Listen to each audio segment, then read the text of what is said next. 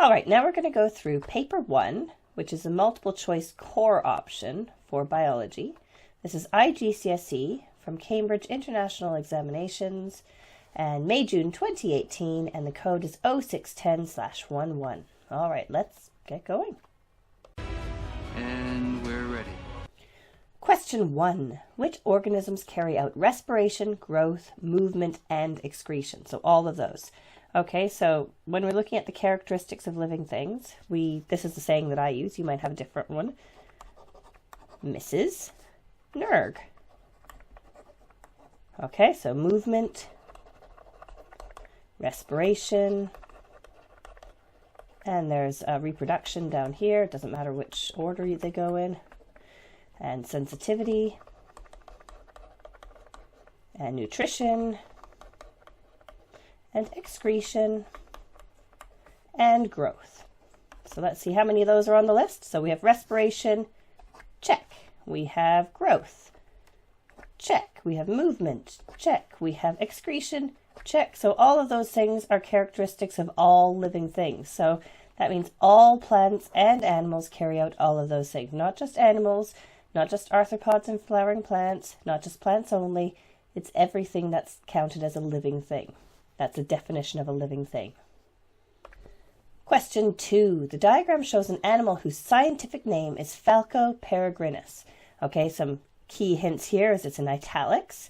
So that shows that this is the genus and this is a species. And the fact that this is capital also shows that this is a genus, and this is small letter. This means that this is a species. The saying that we use for this is King Philip came over for great soup. Okay, so kingdom, phylum, class, order, family, genus, and species. Okay, so if it includes a species in it, then that's a species. Okay, so to which species does it belong? So the species is on here. So if it's a bird is not one of the things on this list, so it's not a bird. It is a bird, but that's a common name. It's not specific enough. F. peregrinus. Well, that is the answer because genus, that's a capital letter. And species, that's a small letter for the first letter. And these are both in italics, or if you're writing it in handwriting, it's underlined. Okay, everything else is just normal writing.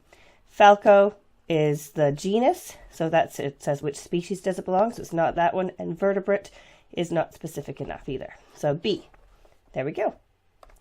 Question 3. What kind of skin do amphibians have? And an example of an amphibian is a frog. Now, so if you think of a frog, are they dry without scales? No, they're moist, so they're not that.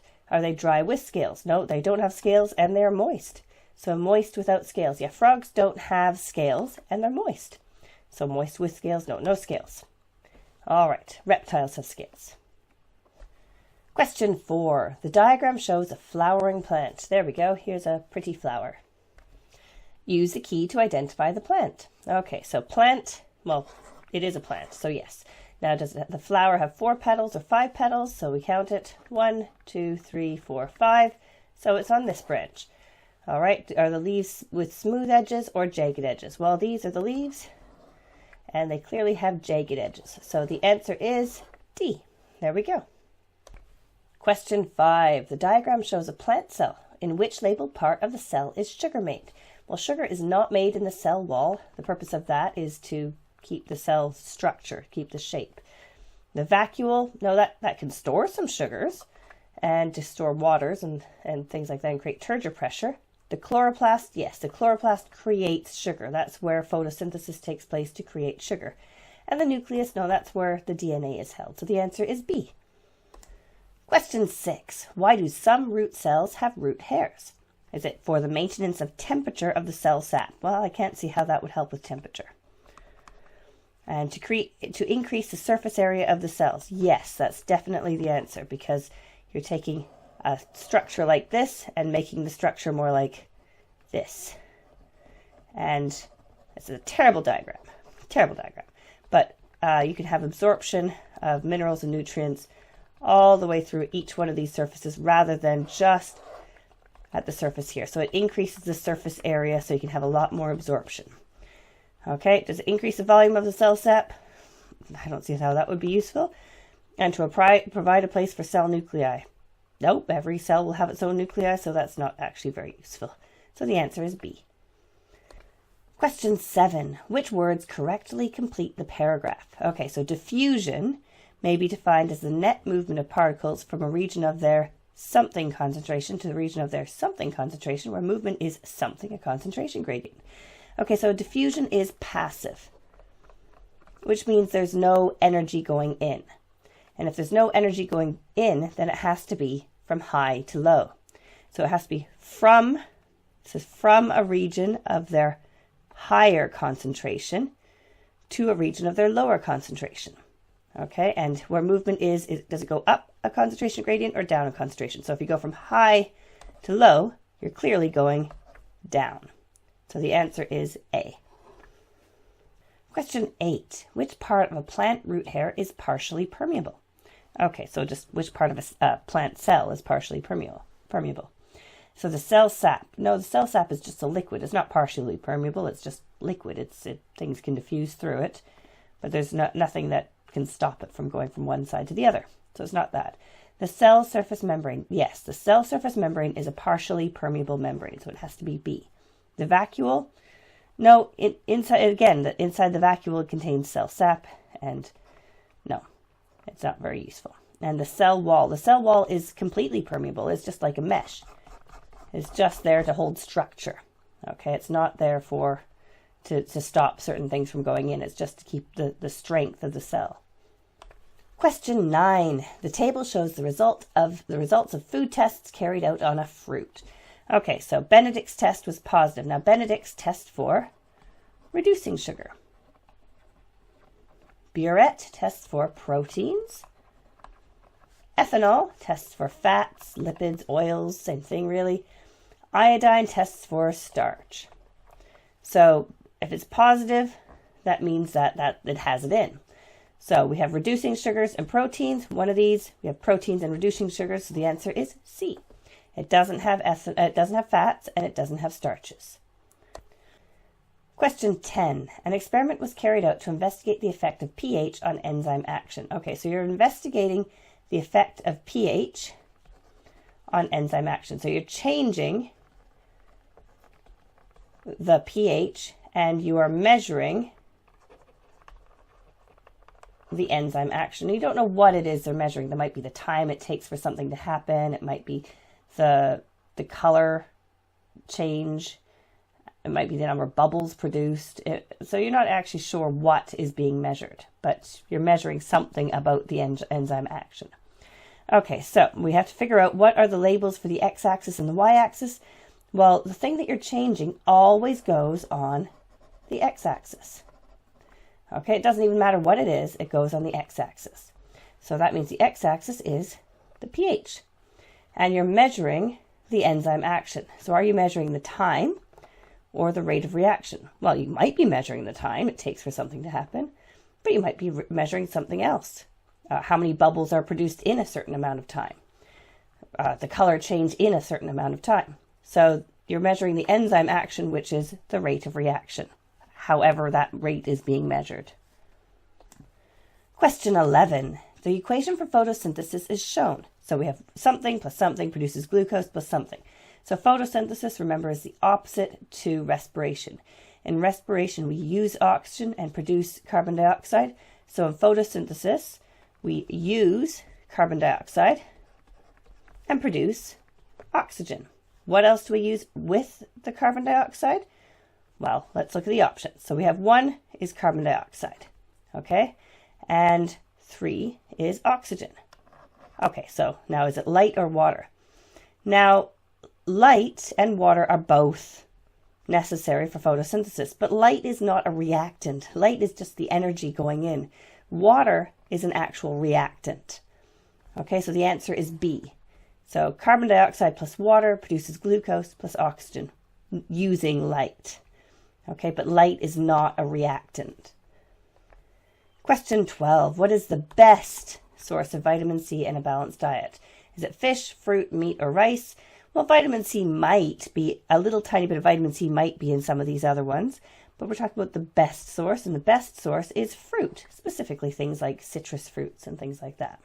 But other things have vitamin C in as well, strawberries and things like that. Question 13.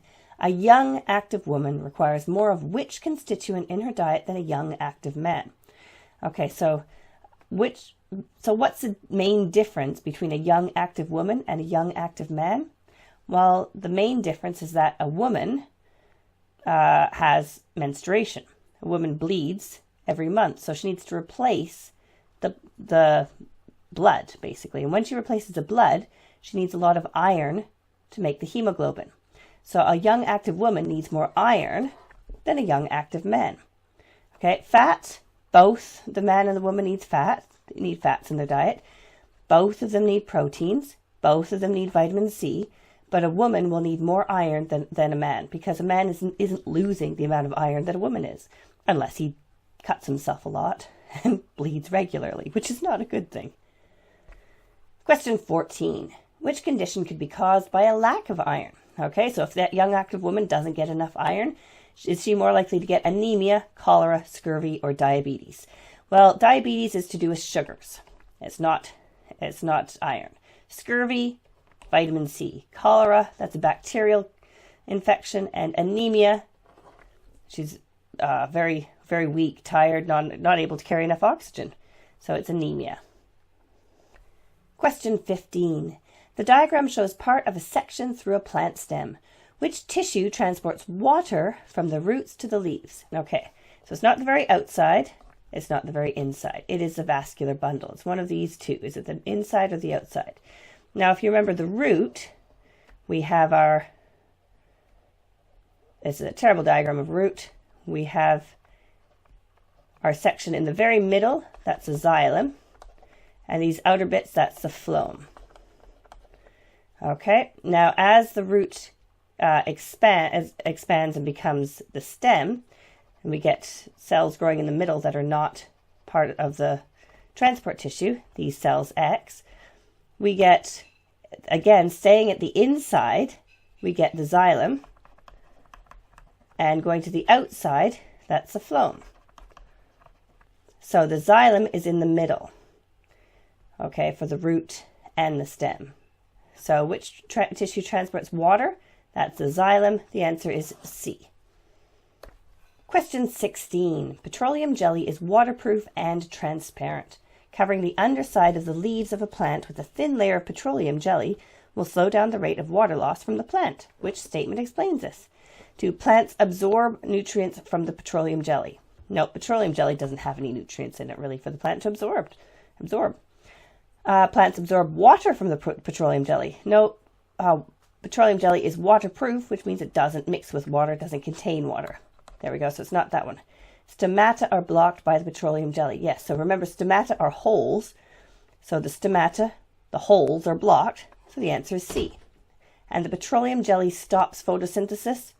Well, it's on the underside of the leaf, so it's not going to stop the light from going to the top. So it doesn't stop the photosynthesis other than it stops the transpiration, the water loss, which pulls more water up from the root, and it stops the ability to absorb carbon dioxide through diffusion through the stomata. So it does stop photosynthesis, but not directly. It doesn't stop the light from coming. It stops it because it blocks the stomata. Question 17. The diagram shows the human heart. In which order does blood pass through the chambers through a complete circuit of the body after it returns from the lungs? Okay, so that's where we start, because a circuit can start anywhere. Okay, so we have our heart. This is the way that I always draw the heart, just to remind myself, a heart. Okay, we have, whenever I'm drawing on a test, I just do this just to make it nice and quick. Okay, we have one down here and one down here. Those are tubes, and then we have one tube down here, one tube down here, one vessel, basically. All right, so blood goes out here. This is from the body. Goes up to the lungs. Then it comes back from the lungs out to the body. Okay, and we obviously have valves in between the atria and ventricles. Okay, so we're starting from the lungs. Okay, so we go from the lungs down up to the body. Then we go from the body down to the lungs. All right, let's look at that. So this is Q, that's 1. Then we have 2. Then we have 3. Then we have 4. And if we translate that into this diagram, it goes down like this, and then back up through this tube here. So this is 1, 2, then it goes back down here, then back up here, 3, 4. So the answer is Q, R, P, and S. Q, R, P, and S, that is B. Question 18. The diagram shows some components of the blood of a mammal. Which component causes the blood to start clotting? Okay, so we have this big cell with a lobed nucleus. That is the phagocyte, and that does phagocytosis. We have this big cell with a big nucleus that takes up most of the cell. That is a lymphocyte, and that produces antibodies. We have this biconcave, a smaller cell. This is a red blood cell, and it carries oxygen. And D, those are platelets. And platelets help in starting blood clotting. So the answer is D. Question 19. Which statement describes a transmissible disease? A transmissible disease is any disease that can pass from one person to another. How can it be transmitted from one person to another? So is it a disease caused when a pathogen passes from one host to another? That sounds like a pretty good definition to me. Is it a disease caused when a pathogen passes through a host's body? Nope, it has to go from one person to another. A disease caused when a pathogen passes to the host body only by direct contact. No, you can also sneeze on a person or touch a door handle that somebody sneezed on, or wiped their nose on and then touched their door handle. There's lots of ways, or drunk dirty water. Lots of ways that you can get transmissible disease other than direct contact. A disease caused when the pathogen passes to a host body only by indirect contact. Well, there's also ways that they can go by direct contact. They can kiss someone, they could shake their hand after they've coughed on it. That's direct contact. Okay, so there's lots of both direct and indirect contacts. That means the answer is A, any disease that can go from one person to another. Question 20. A sample of expired air is collected in a gas jar. Another gas jar contains normal atmospheric air. A lighted candle is placed inside each gas jar as shown, and the time taken for each flame to go out is measured.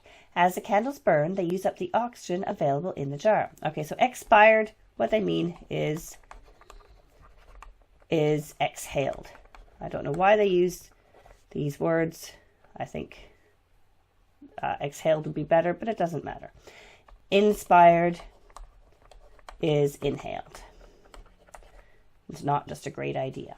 Okay, so what they're saying is if the air is expired, that means it's undergone respiration. And the equation for respiration is glucose plus oxygen will produce carbon dioxide plus water. Okay, so the jar that has the expired air will have less oxygen and more carbon dioxide than the jar that is just normal atmospheric air. All right, so the table shows the results of the experiment. Gas jar X, the time for the candle to go out was 15 seconds, and Y, it took 9 seconds. So in gas jar X, there is more O2, more oxygen, and less CO2 than jar Y, which means jar X has to be atmospheric air, just normal air. That means gas jar Y was expired air. or exhaled air. Okay, now the question is, what is an explanation of the difference between the results in jars X and Y? Is it that jar X contains atmospheric air which has more carbon dioxide? So we've established that jar X does contain atmospheric air, but it has less carbon dioxide, so that is not A. Jar X contains expired air. Nope, we've said it contains atmospheric air, so it's not that one. Jar Y contains atmospheric air. Nope, we've established that jar Y contains expired air. Jar Y contains expired air, yes, which has less oxygen. Yes, because more oxygen is in jar X. So the answer is D. There we go. Question 21. Which row describes anaerobic respiration? Okay, so remember, aerobic respiration, as we said, that's glucose plus oxygen produces carbon dioxide plus water. Now, anaerobic respiration, it comes in two flavors. We have in muscles, it goes glucose, does not have enough oxygen to be able to do aerobic respiration, so it just produces lactic acid plus carbon dioxide. And then once there's enough oxygen available, the lactic acid will convert back to glucose and it will go on and do aerobic respiration. And then we have in yeast, we have glucose produces ethanol plus carbon dioxide. Okay, those are the equations you need to know. So, which row describes anaerobic respiration? Is energy released? Well, energy release is released in all of these, but anaerobic respiration produces a lot less energy than aerobic respiration. Is oxygen needed? It's anaerobic, which means there's no oxygen needed. So waste product is lactic acid. Carbon dioxide and water, that's aerobic respiration. You could also say ethanol and carbon dioxide. That would work as well, because there's two types. So the answer is A. Question 22. The diagram shows the excretory system. What is structure X? Is it the bladder? Nope, the bladder is here. Is it the kidney? Nope, that's here. Is it the ureter? Nope, that is here. And is it the urethra? Yes, that is the urethra. There we go. Question 23. Which are effectors? Remember, effectors are the things in the nervous system that actually get the response and get the signal to actually do something. The brain and spinal cord just keep coordinating the response. It's not that. The muscles and glands, yes, they can actually do something. They either move or secrete some sort of hormone. Receptors, nope, that's the other end of the reflex arc. Sensory neurons and motor neurons, nope, they're just part of the process, not the final thing. The effectors are at the very end. So the answer is B. Question 24. Which hormone is involved in the conversion of glucose to glycogen? Okay, glucose into glycogen, storing of glucose, that is insulin. If we're talking about glycogen into glucose, that is the hormone glucagon. So it's the opposite. Adrenaline, that's a fight or flight hormone to get you out of a dangerous situation or a scary situation. Estrogen, the female hormone. Testosterone is the male hormone. Okay, so the one to convert glucose into glycogen is insulin. Question 25. Which mechanism for maintaining body temperature involves the action of muscles? Detection of temperature? No, that just uses a sensory neuron. And insulation with fatty tissue? No, that's just storing extra fats. Shivering, oh, that takes a lot of muscles to shiver. It's tiring when you get cold and shiver a lot. Sweating, that's just glands releasing water. No, so the answer is C. Well, water and salts and yeah. Question 26. Antibiotics are used to treat some diseases. Which diseases could they be effective against? So antibiotics are only effective against bacteria. They're useless against any sort of virus and other things that are not caused by bacteria. So is it bacterial infections? Yes. HIV, that's caused by a virus, human immunodeficiency virus, and scurvy, that's lack of vitamin C, so that has nothing to do with bacteria. So let's see which one of these has the same pattern. That would be C. So yes, it treats bacterial infections, it does not treat HIV, and it does not treat scurvy. There we go. Question 27. The graph shows the number of people infected with HIV in one part of the world between 1985 and 2010. Using data from the graph, which statement is correct? All right. So this one involves a tiny bit of calculation. Okay, between 1995 and 2000, the number of people infected with HIV increased by 67%. Okay, so we have between 1995 and 2000. 2000. There we go. Okay, so we draw the lines up from the 1995, and then we draw them over to the y-axis. So the difference here for this one is this is 20, and this is, it goes up by 1 million people per square. So this is 12. So to calculate the difference in percent, we have to say the change over basically the start times 100. All right, so the change, so that is 20 minus 12 divided by 12 times 100. And the answer there is 67%. So that looks like the answer. I'm going to circle that one. Okay, 66.666667 is 67%. Okay, so between 1995 and 2000, which we already have those things down, the number of people affected by HIV increased by 20%. Well, we've already calculated that 67%. Between 1990 and 1995, the number of people infected with HIV doubled. Okay, so between 1990 and 1995, okay, we already have the line there, so let's just draw the line across here. Okay, so it started off in 1990, it was at 4 people, and in 1995, it went to 12. So obviously, double 4 is 8, so it's clearly not double.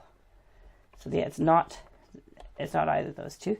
Between 1995 and 2000, so 1995 here we started at 12, and 2000 to 20. So double 12 is 24. So 20 is not double 12. Okay, so the answer is definitely A. Question 28. The diagram shows reproduction in a potato plant. Potato X was planted into the ground and a plant grew from it. The plant then produced potato Y. So the nice thing about potatoes is you can put a potato that you get from the store into the ground, and you can get lots of potatoes because it just kind of creates new potatoes coming off the sides. So which statement is correct? X and Y are genetically different. Well, no. There's no sexual reproduction. There's no gametes. There's no pollen or ovules. Okay, Y was produced by asexual reproduction. Yep, sounds like a very good answer to me.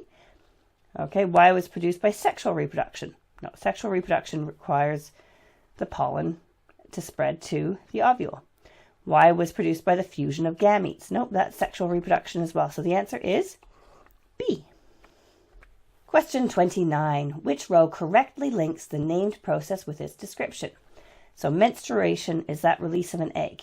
No, menstruation is the actual process of the bleeding bit.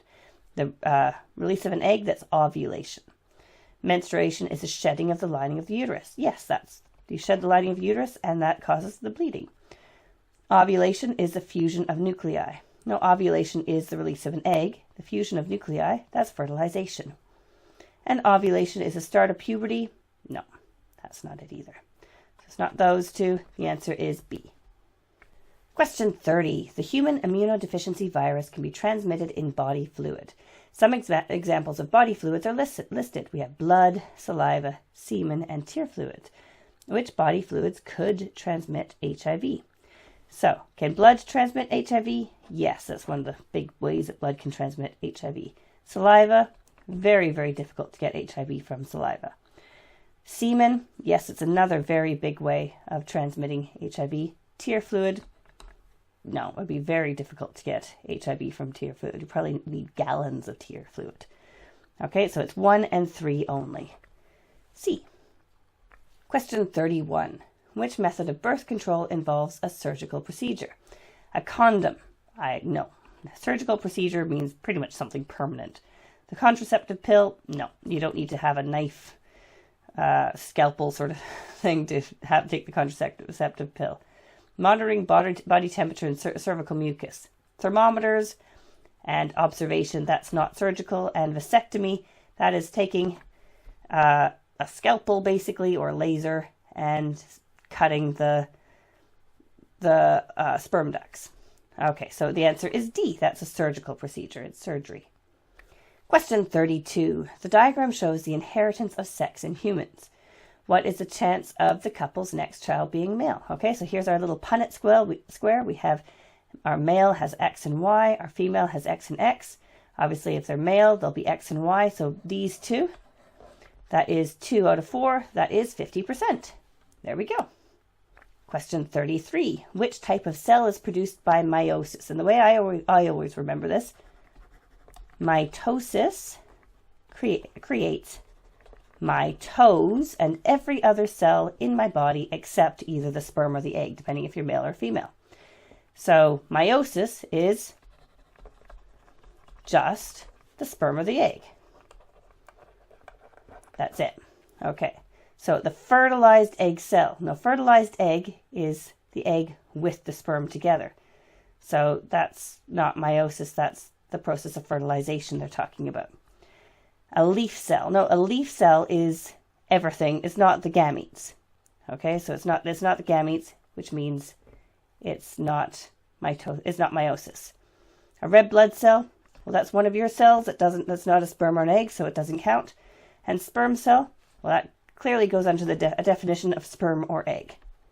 Question 34. What will cause the rate of mutation to increase in your genes? Okay, so A, increase in exposure to ionizing radiation. Absolutely. That will cause the rate of mutations to increase. The increase in genetic variation in a population. Nope, that just makes it so that there's more variation. It does not affect the mutations. Increase in phenotypic variation in a population. No, phenotypic variation, generally to do with genetic variation, doesn't really affect the rates of mutation. And the increase in the rate of reproduction. Nope, that doesn't have anything to do with the mutations. It just means they're going to create more offspring. So ionizing radiation, that's what increases mutations. Question 35. A feature of some plants that live in dry places is that the leaves are reduced to spines. So we have pine trees, we have cactuses, those sorts of things. They're spines. What is an advantage of the leaves being reduced to spines? Does it decrease photosynthesis? Well, it would decrease photosynthesis, but that's not an advantage. It's just an effect. Does it decrease transpiration? Yes, because it's dry. They don't want to lose too much water. They have to conserve their water as much as they can. So that would be the answer. An increase in photosynthesis? Nope, that would be an advantage, but it doesn't work because if you make it into a little spine, there's going to be less photosynthesis. And an increase in transpiration? No, it decreases the transpiration. Question 36. Black truffle is a fungus that obtains nutrients from the roots of hazel trees. Female pigs find and eat the fungi. What is the principal source of energy for this food chain? Well, the first bit of this question is absolutely irrelevant. You don't even have to read this bit once you read the second bit. What is the principal source of energy for any food chain? And the answer is the sun. Question 37. The diagram shows a food chain. So we have an apple tree, and that's being consumed by a bunch of herbivorous insects. And those insects are being eaten by carnivorous insects. And those carnivorous insects are being eaten by birds. So which pyramid of numbers represents the food chain? If it was a pyramid of biomass, it would be this. Pyramid of biomass always looks like a pyramid. Okay, but a pyramid of numbers, you have to actually look at it and think about what's in the chain. So we'll have one apple tree. And there'll be a bunch, so many insects. Okay, and carnivorous insects, we'll have lots of insects, but not quite as many as many. Okay, so we'll have fewer carnivorous insects than herbivorous insects, but still quite a lot. And then for one bird or two birds will eat lots and lots of insects. So if we look at this one, we have a small bar at the beginning, a small bar at the end. That makes sense. We won't have lots of birds at the end. That does not make sense. This one has a small bar at the beginning, a small bar at the end. So it's either B or D. Now, we have a huge bar as a second one, because the bottom is always the producers. So this will be the apple tree. Okay, so this one has lots and lots and lots, many. So this will be the herbivorous insects. Okay, and there'll be lots of carnivorous insects, but not as many. So I'm going to say the answer is B, because this one says there's lots of herbivorous insects and many carnivorous insects. Okay, so the answer is B. Question 38. Some washing powders are called biological washing powders. What is the reason for this? They contain bacteria. No, they don't contain bacteria. They contain enzymes. Yes, that is why. They contain myriapods. They do not contain millipedes or centipedes. That would be creepy, and I don't think I'd want millipedes and centipedes on my clothes. And they contain viruses. No. So the answer is B. Question 39. What is an example of genetic engineering? Inserting a gene for human insulin production into bacteria. Yeah, that sounds like genetic engineering to me.